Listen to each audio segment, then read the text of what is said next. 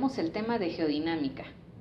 La geodinámica estudia los procesos dinámicos de la Tierra, que le provocan cambios estructurales, químicos y morfológicos a esta. Se divide en dos ramas, geodinámica interna y geodinámica externa. La geodinámica interna estudia los factores y fuerzas del interior de la Tierra, así como las técnicas para el conocimiento de la estructura de las capas terrestres. En cambio, la geodinámica externa estudia los factores y fuerzas de la Tierra ligados al clima y a la interacción de éste sobre la superficie terrestre. Analiza las formas del relieve y algunos de los agentes que lo modelan, como el agua, el aire o el sol. Es decir, se trata de las fuerzas externas, exógenas, que afectan a la superficie terrestre. Dentro de la geodinámica interna, la geofísica es la que estudia la dinámica de los procesos que han dado lugar a la estructura de la Tierra, como la convección del manto terrestre. Las técnicas geofísicas más frecuentemente utilizadas son análisis de ondas sísmicas, medidas de GPS de alta precisión, estudios geológicos estructurales de campo, datación de muestras rocosas y simulación mediante ordenador de procesos. En este tema nos enfocaremos en la geodinámica interna, particularmente en la interacción de la tectónica de placas. El movimiento de placas tectónicas se debe al movimiento de convección del manto. ¿Qué es la convección? Es cuando el material caliente del manto asciende y el frío desciende. Básicamente existen tres tipos de contacto entre las placas: divergente, convergente y transformante.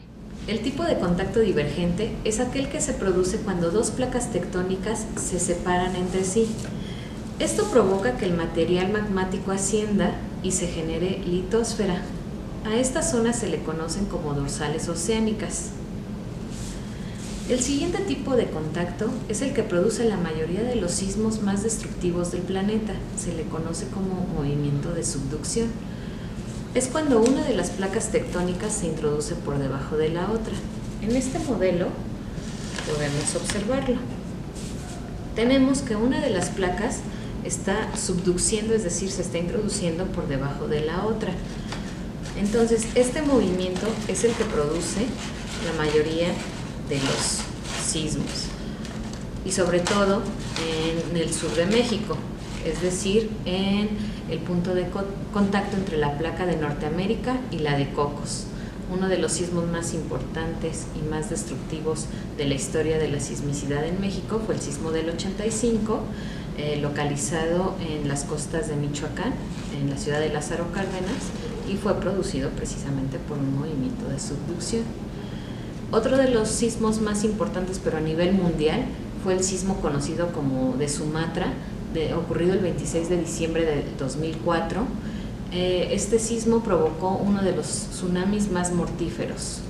Otro de los sismos más importantes provocado por este tipo de contacto fue el sismo de Valdivia, Chile, del 22 de mayo de 1960, y tuvo una magnitud de 9.5. Se cree que es el sismo más grande ocurrido en la historia de los sismos a nivel mundial.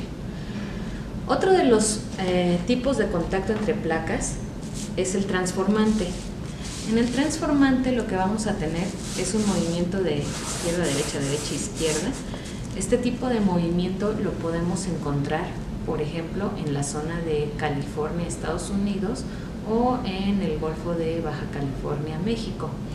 Es un límite entre dos placas en el que no hay generación ni destrucción de corteza, debido a que el movimiento de ambas placas no tiene componente perpendicular. Por ejemplo, uno de los sismos más importantes y más famosos de México con estas características fue el sismo de Mexicali, que ocurrió el 4 de abril del 2010, de magnitud 7.2. En resumen, en este mapa se presenta el ambiente tectónico mundial y el ambiente tectónico en México. Se les sugiere ver la presentación y leer los documentos adjuntos para entender mejor el tema. Continúen con el módulo 4, donde profundizarán en el tema de sismos y se les hablará más sobre la sismicidad a nivel regional y a nivel mundial. Gracias.